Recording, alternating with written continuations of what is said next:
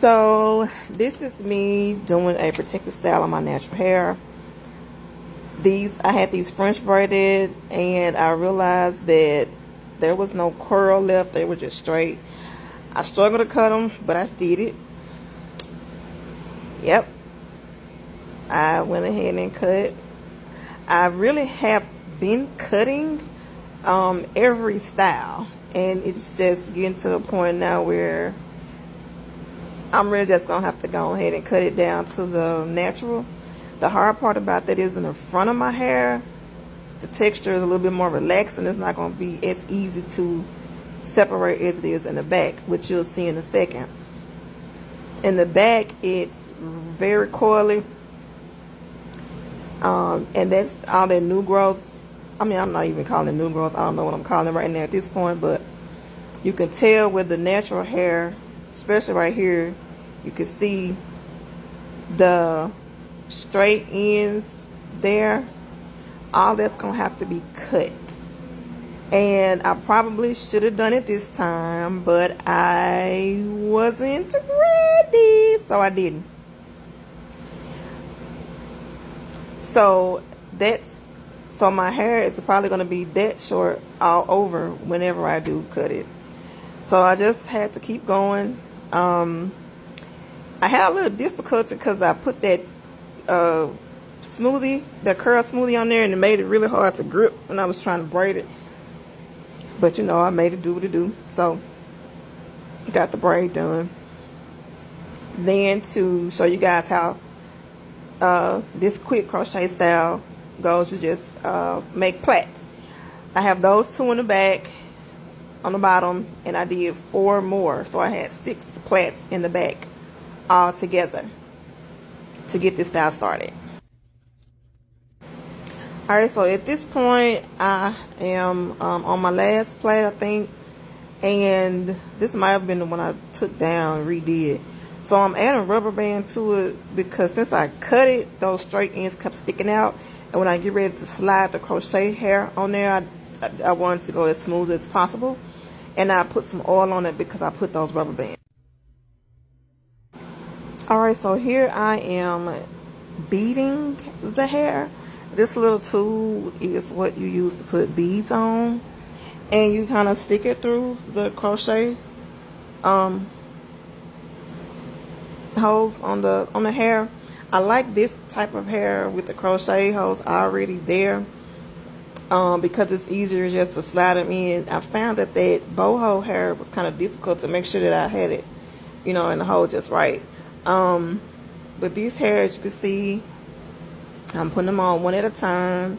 What I learned from my last hairstyle that I tried this with was that I did not need a lot of hair.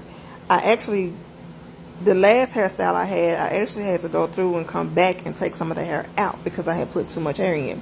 So let's just say on each plait, last time I had 12 pieces, which was like a whole section of a pack.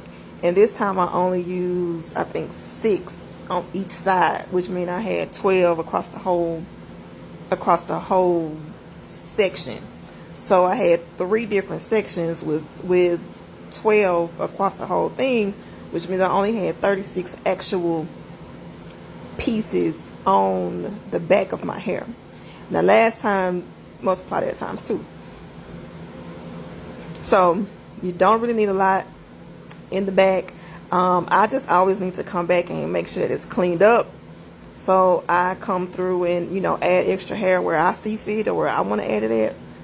But as you can see, this is all the hair that I put on this plait, and you'll see in a minute how it turned out. It still was very full and very light.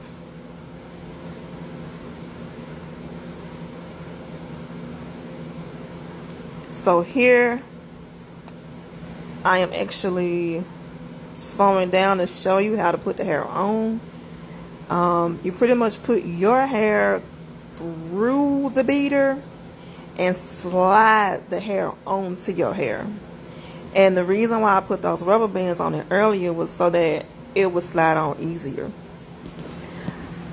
I don't know, for some reason my I kept trying to pull a little harder than I actually needed to.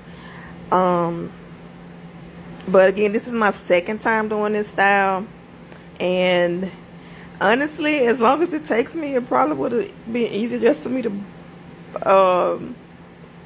get it braided and just crochet out the hair again. But I really like this style. I feel like I don't use as much hair. Yeah. So that's one section, and I'm just kind of turning it off and getting ready to do the other side. So now at this point, I think both sides are done. Yep. And so now we're going to connect them in the back. Basically, all you do is you get the two pieces, rubber band them together, yarn them, whatever you do, and make sure that they are secure. Also, please remember, if you have any loose strands that get caught up in that rubber band, go ahead and pull them out, or go ahead and, unloose them, because they will pull. You know how you had that one strand of rubber band? I experienced that last time, so I knew to go ahead and get it out this time before I moved forward.